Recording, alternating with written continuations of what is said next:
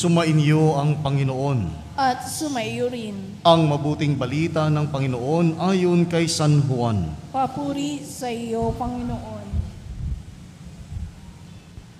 Madilim-dilim pa ng araw ng linggo, naparoon na si Maria Magdalena sa libingan. Naratnan niyang naalis na ang batong panakip sa pinto ng libingan. Dahil dito, patakbo siyang pumunta kay Simon Pedro at sa alagad na mahal ni Jesus. At sinabi sa kanila, "Kinuha sa libingan ang Panginoon at hindi namin alam kung saan dinala." Si Maria ay nakatayong umiiyak sa labas ng libingan. Yumuko siya at tumingin sa loob. May nakita siyang dalawang anghel na nakaupo sa pinaglagyan ng bangkay ni Jesus. Ang isa'y sa gawing ulunan at ang isa namay sa paanan. Tinanong nila si Maria, "Ale, bakit kayo umiiyak?" Sumagot siya, "Kinuha po nila ang aking Panginoon at hindi ko alam kung saan nila dinala." Lumingon siya pagkasabi nito at nakita niya si Jesus na nakatayo roon, ngunit hindi niya nakilalang si Jesus iyon. Tinanong siya ni Jesus, "Bakit ka umiiyak? Sino ang hinahanap mo?" Akala ni Maria ay siya ang tagapag-alaga ng halamanan. Kaya't sinabi niya, "Ginoo, kung kayo po ang kumuha sa kanya, ituro ninyo sa akin kung saan ninyo dinala at kukunin ko." "Maria," ani ni Jesus. Humarap siya sa kanyang sinabi, "Rabuni," ibig sabihin, Guro.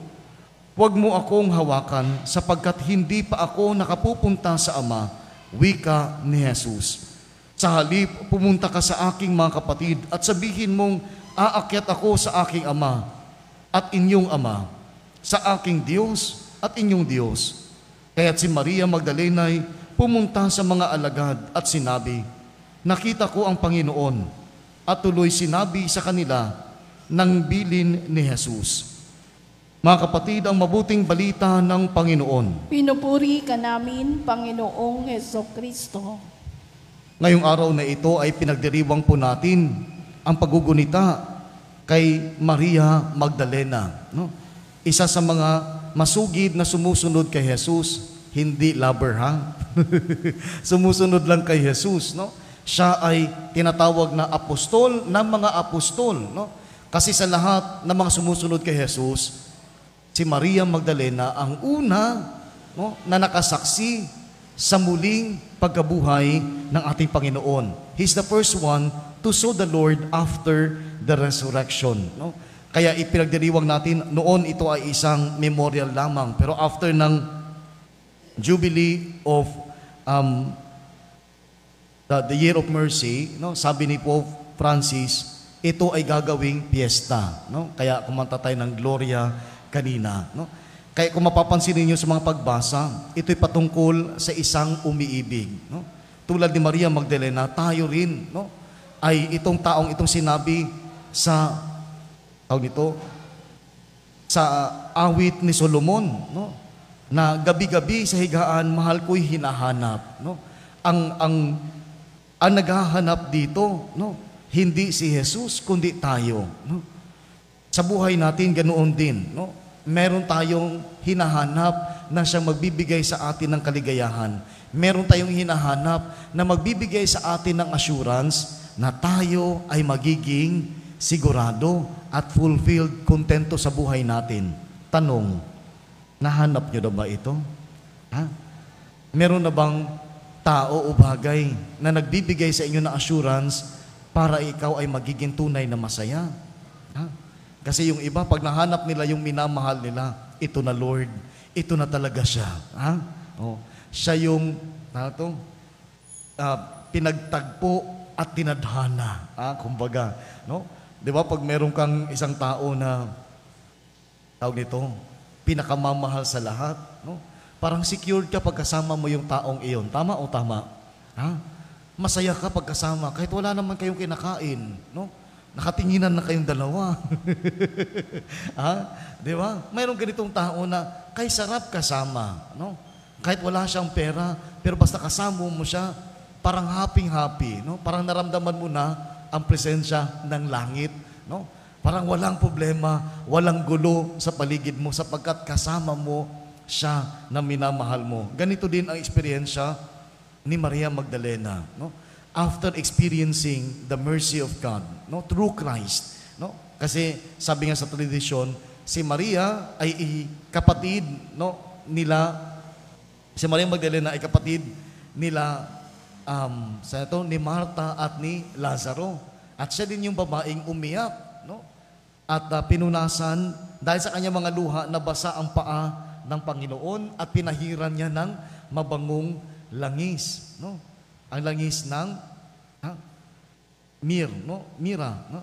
Kaya tawag nito, dahil dito na naranasan ni Maria nung siya ay pinatawad ng Panginoon sa kanyang kasalanan, naranasan niya, no, ang pagiging secure, ang pagiging masaya. Kasi from that day on, no, hindi na tumigil si Maria na maging tagapakinig at tagasunod ni Jesus. No?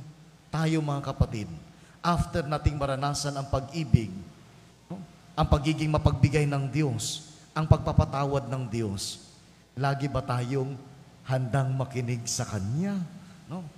Lagi ba ang puso natin ay tumitibok, tibok, para kay Jesus lang? No? Sumusunod ba tayo kay Jesus? Hinahanap ba natin siya? Kasi dito sa awit ni Solomon, sabi niya, hinanap ko siya, pero hindi ko siya matagpuan. No?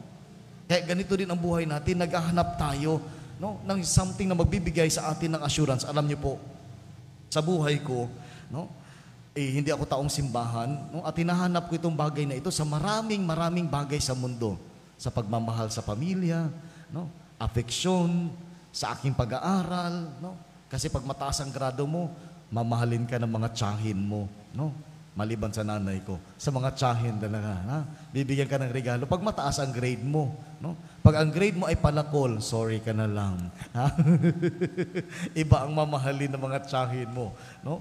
Hinanap ko ito sa barkada, no? And parang nandoon, kasi masaya pagkasama ang barkada, di ba? No? Ewan ko ng mga kabataan. Masaya ba pagkasama ang barkada? Ha? Pagkasama mo mga kaibigan mo, masaya, ano? Oh, lalo na mga pag ginawa niyo mga katarantaduhan, ang saya. Ha? Pag hindi niyo makakalimutan yon, ha? Kay saya na kasama. Yan ang akala ko noon sa barkada, no? And then, yan, hinanap ko rin sa bisyo, no? Hinanap ko sa jowa, no? Kaya akala niyo, nagka-jowa din ako bago ako nagpare, ha? Oh. Ah. Coca-Cola, Mari, ha? Maganda siya, no? Morena, no? Pero hindi ko natagpuan doon. Hinanap ko rin ang Panginoon, ang kaligayahan, no? Which is mahanap lang sana sa Panginoon sa pera, no? Habang nag-aaral ako sa college, no? Kumikita ako ng pera, more than enough for my personal needs, no? Pero wala doon ang tunay na seguridad at kaligayahan. When I experience, no, the love of God, no, doon ko lang nasabi, ito na ang hinahanap ko, no? Nung pinadala ako sa misyon, wala nang barkada, malayo sa pamilya, wala nang wala nang jowa, wala nang pera, no? Pero doon ko naranasan ang maging tunay na masaya. Ha? Kaya pinagpatuloy ko na hanggang sa heto na ako sa harapan ninyo at naging pari. Sabi ko, ito na ang hinahanap ko sa buhay ko. Hindi pera, hindi pagmamahal ng pamilya, kundi ang pagmamahal at habag ng Diyos. Yun lang. Lumakalas na yung hangin. Kino-confirm ni Lord. Totoo daw. Ha? Ay, lumakas na talaga siya. No? Kaya mga kapatid, tulad ni Maria Magdalena, no? Ito din inaasahan ng Diyos sa ating lahat. Kung si Maria Magdalena ang naghatid ng balita sa mga apostoles, no? Patungkol sa muling pagkabuhay ng Panginoon. Kung naranasan natin na si Kristo ay muling nabuhay sa buhay natin, kung paano tayo pinatawad, kung paano tayo kinalinga, at kung paano niya tayo minahal, ito ang kailangang malaman ng mga raming tao dito sa lugar ninyo. Ha? Ito ang kailangan na balita ng mga taong hindi na naniniwala sa Diyos at ayaw nang pumasok sa simbahan. Kailangan nila ng isang taong tunay na magpatotoo patungkol kay Kristo. Maraming mga tao diyan, no? Nagsusugal, no? Nag-adik-adik, no? Akali nila nandoon yung buhay, nandoon yung kaligayahan. Pero sabihin ninyo, wala dyan. Halika, makinig ka. No? Merong isang tao namatay pero nabuhay. Sumama ka. No? Yung buhay mo na parang pataay, bibigyan ka ng Diyos ng pag-asa na ikaw ay muli ding mabubuhay. Ha? Ito ang kailangan ng maraming tao sa mundo. No? Hindi nila kailangan na magbibigay kayo ng abuloy. Hindi yan. Hindi kailangan ng mga tao na marami kang sasabihin. Ang kailangan ng mga tao ngayon, tulad nito ni Maria Magdalena, isabuhay natin ang napakinggan nating mabuting balita. Kahit wala kang sasabihin, pag nakita ng mga tao, no, na ginagawa mo ang ipinapahayag ni Jesus, isinasabuhay mo ang katuruan ni Jesus, no? Pinabahagi mo, no, ang naranasan mo kay Jesus, sigurado maraming mga tao ang maniniwala. Totoo na buhay si Jesus. Hindi lang siya kwento. Totoo na siya ay namatay, pero muling nabuhay.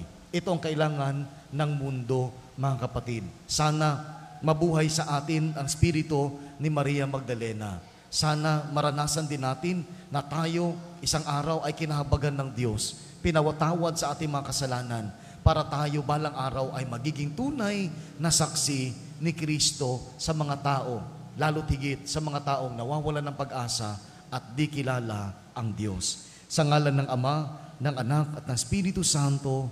Amen.